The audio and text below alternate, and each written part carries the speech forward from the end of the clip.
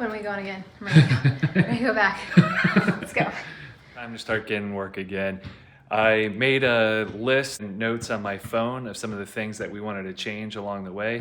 And I decided to put it on a whiteboard along with some of the other cars that we have to maintain and improve. So that's what we're doing. I made the list and we'll start with the MR2. Need to come up with a name. Don't have one yet. Thought about Bruiser because it's black and blue. But if that changes with a wrap, I thought about like a dark charcoal or pearl black wrap. I thought about white because the BMW looks nice in white.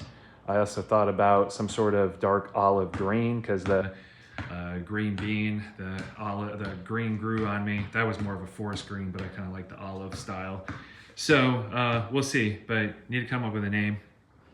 And then I'll do the axle C-clip today. Hopefully I have one that will fit to keep that axle from popping out. It just moves a hair, like, I mean, 1/8 of an inch, and it starts leaking fluid out everywhere. So need to do that. I'm looking up right now a fan shroud for the trans cooler that I have. It's a 19 row, but I may replace it with like a 30 row and then move it to the back of the car. Looks like it'll work really well. Just mount it parallel to the ground with a fan and right behind and above the exhaust. Well, behind it, really. So that way I can build a cold air intake for the turbo, and that'll dramatically improve my air intake because driving down the road, I was seeing 150, 160 degree air temps just cruising down the interstate. I want to wire the gas gauge instead of just guessing game. I have an aftermarket sensor. Well, the fuel cell came with a sender, and then I have an aftermarket gauge in the dash. So should be able to do that. I want to build poly mounts for the car. It vibes a lot. If you guys watch the videos, with the T-tops out, the whole thing rattles. The whole car does. So I'm going to do poly mounts. If that improves the vibration and noise in the car, then I will plumb the AC lines and get that working because the compressor's already on there, condenser's up front. There are some damaged lines that need to be replaced. But if it doesn't help the vibration much, then I won't even mess with that because the T-tops need to come out and the windows down to make the car enjoyable anyway. And it frankly is really nice with the T-tops out. So I believe I have some play in the steering rack. It vibrates like crazy around, like the whole steering wheel moves around 55, 60 miles an hour. Below that and above that, it's fine. But that speed is horrible, and I can wiggle each front wheel a little bit, and it doesn't appear to be bearing because the coilover moves with it. So I believe it's either tie rods, or in the rack itself. So I don't believe it's tie rods, but it could be. Tie rods are $40 a piece. A whole rack with new tie rods is $200. Well, rebuilt rack. So, sorry, Marcus is playing basketball, if you hear that. So, replace the whole thing and be done with it. Now, other thing is, after I do that, before, I do want to do the depower rack mod that you find on the Miata forums so I can delete the pump and all that stuff because I found that power steering on these is not needed. And it draws a ton of amperage from the alternator. And I just unplugged it and drove the entire week with no power steering and saved the alternator from having to charge that while running a fuel pump and a stereo and watered air intercooler pump and all that stuff. So headlights, I just found it was not necessary at all. So I'm just going to delete it and save the space and weight. Don't believe I need them, but I'm going to go ahead and replace all the ball joints. There's 4 of them in the car and do all that. Replace the speed sensor. I broke it. I have a used one to put in. I'm thinking up front. Let me show you something here. The front wheel is not centered, and I don't get as much lock-to-lock steering as I like because it rubs on the back side there when you turn on each way. Now, there are options to do. This is a 91, so it does have adjustable caster, but it is basically maxed out. Not quite, but basically. The one side is the mount up here is damaged, and so one side doesn't pull. It's maxed out, and the other side isn't quite maxed out. So regardless, I need to do something there. There are aftermarket options that are adjustable, but it requires the 93 plus brackets. So what I'm thinking is I get the 93 plus brackets, unfortunately not cheap, and then aftermarket adjustable trailing arm to center the wheel. Now, Eric Hux Racing makes pretty cool control arms that are tubular and totally adjustable front and rear, and I may get with him and see what he thinks about what would be good for my car. One of the things I noticed is when you're hitting bumps in the rear, it does some weird kind of like movement of the car, and it's not even front with the play in the steering. So I'm wondering if everything's like, basically the suspension is set up in bind is the way they work. And when you do the aftermarket stuff, they replace it with spherical bearings and Heim joints, etc., and gets rid of that bind. And so what I'm thinking is I'll talk to Hux, but I should probably just go ahead and replace everything. And there are different ways to do it. You can press out the existing bushings, press in some spherical stuff, or just do his full tubular adjustable stuff. So we'll see. So either way, I need to replace one bracket, so I might replace both with the 93 plus, so I can do the tubular control arms or adjustable trailing arms, etc. More for just look and streetability is window tint, finish that. I have 20% on the quarters, but didn't get time to do the rest. So I want to do, and there's 5% up top. So I want to do 20% on the sides, back, and then probably darken the windshield banner there too. All right. Wrap the hood. We bought some carbon wrap. Or keep it, but we'll see. I have something special underneath the hood that I'm gonna talk to my daughter about. She's an artist, and my wife wanted her to paint a mural on the hood.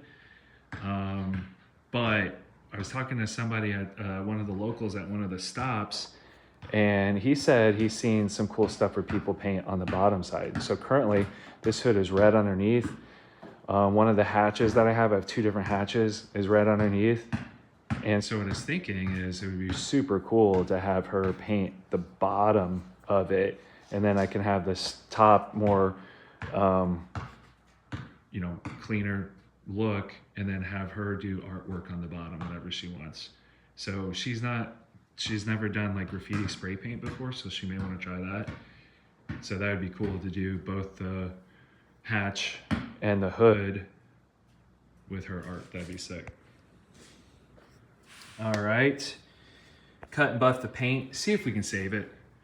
I mean, some of it's shiny, and some of it's been wet sanded, and some of it's scratched to heck. Hi.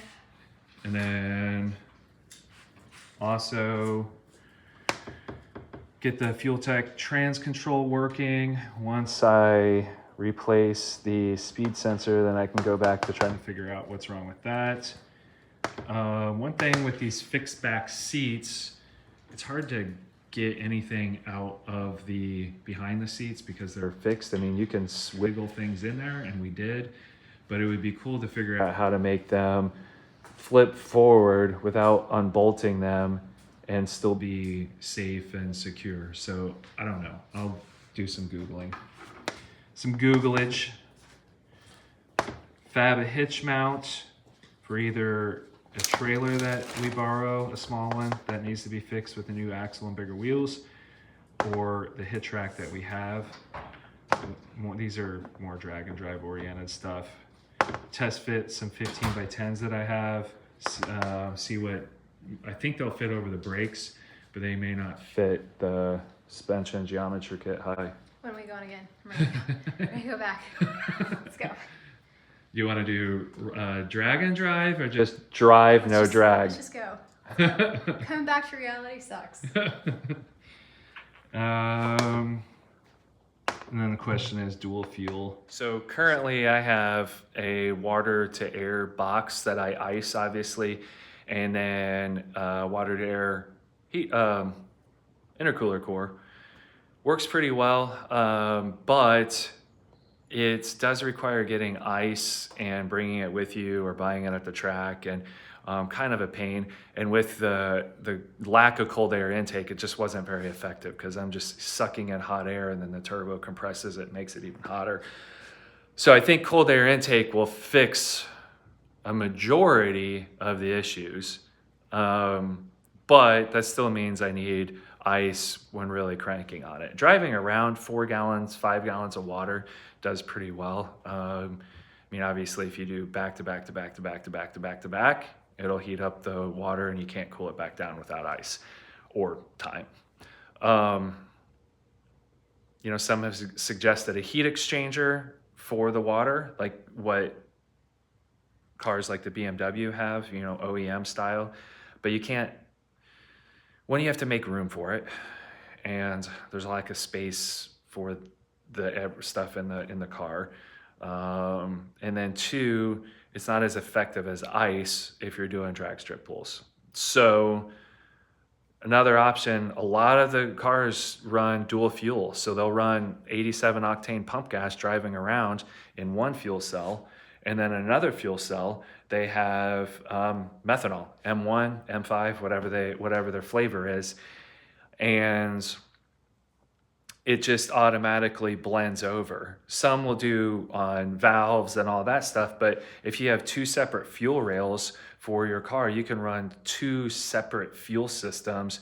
Obviously you need 2 fuel pumps and all the injectors and all that kind of stuff, but it really, even though it sounds complicated, it simplifies a lot of things because you just mash the gas, have it tuned in where the big injectors of methanol blend in and the pump gas injectors blend out, and you can run whatever boost you want.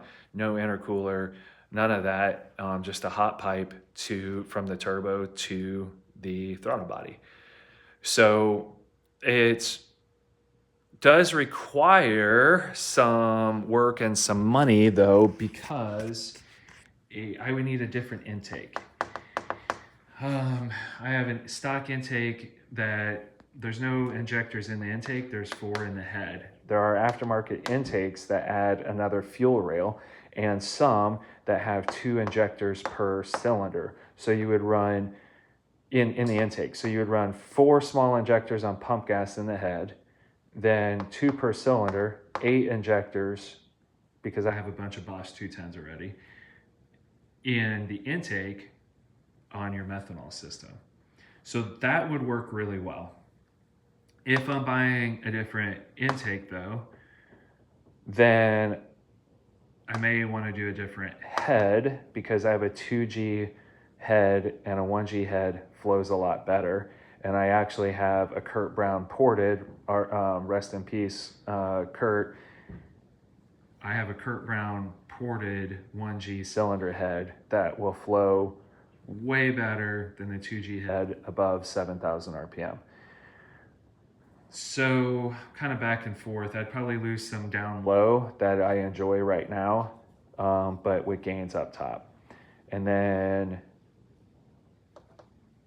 2.5 gallon fuel cell would be all I need for methanol. You just top it off at the track. And I already have an Aeromotive 7.0 GPM fuel pump that I could wire in on Fuel Tech to come on as needed. That came from the 3000.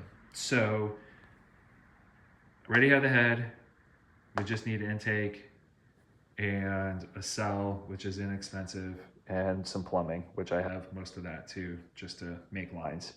I don't know, what do you guys think? Otherwise, I can just leave it as is, build the cold air intake, move the trans cooler, and it probably will be just fine, and just fill it up on E85 all the time. So that's the MR2 list. It's pretty big, but some of these are not required, like that, like that, like that. And then some are, and some might be quick. Now, let's see, other cars. Maya's 95 3000 GT SL, her converter seal is leaking. 150,000 mile car that sat for a long time before we got it and fixed it. It's leaking, so I need to drop the trans and replace that. Micah's car, 4G Swap 3000. It has like 240,000 miles on a stock 7-bolt motor with a 16G turbo, and it's starting to leak basically everywhere on gaskets. So he needs a full, refresh on it. And while we're at it, he wants more power. So he wants to do a 2.3 stroker also. I have a stock 2.4 stroker crank that I will give to him. And he wants to then buy rods, pistons, obviously new bearings, full gasket set. I'm going to suggest ARP main studs too. I already have some head studs for him. And he just bought some FP2 cams used. And then I'm going to suggest the Kigley springs, a Kigley flex plate and his little diamond impregnated spacer deal, a Kigley 5 clutch pack for the trans. He just bought a shift kit from our buddy Josh, so we need to install that. Obviously gasket set. He has Bosch 210s now on a 2-liter though. They're not ideal for pump gas and a bit hard to make it run well. It's either too rich or too lean at idle. So we'll see. A 2.3 might fix all of that, and otherwise I'm going to suggest a little bit smaller injectors for him just because he drives it so much. I think he put like 40,000 miles in the last couple years on it. So, and then he put in, when he replaced the fuel pump, he did damage the hard line on the fuel hat, and it's kinked. It works, but it's not ideal. So I want to remove that and modify it for an AN line, make it easier to remove and replace fuel pumps for him. I have an extra converter I'm going to suggest, and he wants to get the stock converter restalled. It'll work very similar to my aftermarket converter in here, which is a Precision Industries number 6. So it is looser than stock, but very similar to a restalled. The one thing is I don't have a lockup torque converter anymore though, because the aftermarket ones get rid of that. But what I gain is some additional ability to change the stall if I send it back to restall. And the other thing I gain is 8 bolts on the converter for a Kigley flex plate, whereas stock only has 4, and it would be 8 is nice because these things vibrate like crazy, and like the back out converter bolts. His car won't be doing as much high RPM, so it might be okay. We also might see if the local converter guys can add 8-bolt option, which would be cool. And then, install that shift kit. So it's mostly just a standard engine build, gaskets, and some minor stuff in the trans. That's his car. And then he has a 16G turbo. I'm going to suggest he keeps that for now. See how he likes it. We'll just crank up the boost. And then from there, determine, if he wants more power or not. And then how much more power does he thinks he needs. And then we could go either FP like 68 HTA, FP green, or FP red. And then on the Avalanche, it's just Pray. 200 some thousand mile 4L60E still hanging in there. It's starting to rot on the out the cab corners and all that kind of crap, but we're gonna just pray that thing holds together. BMW, thankful that that thing continues to be a beast and run well. And then you guys didn't see this. So that's the plan. I figured I'd put it all out so you guys can see, and I'll just start checking things off so we can get back to cruising and racing. Obviously, my wife is excited to get back out and do cool things, because just maintaining a household of 4 people, 4 kids, 2 dogs, a grandkid, a future son-in-law is not near as much fun as cruising around with T-tops out.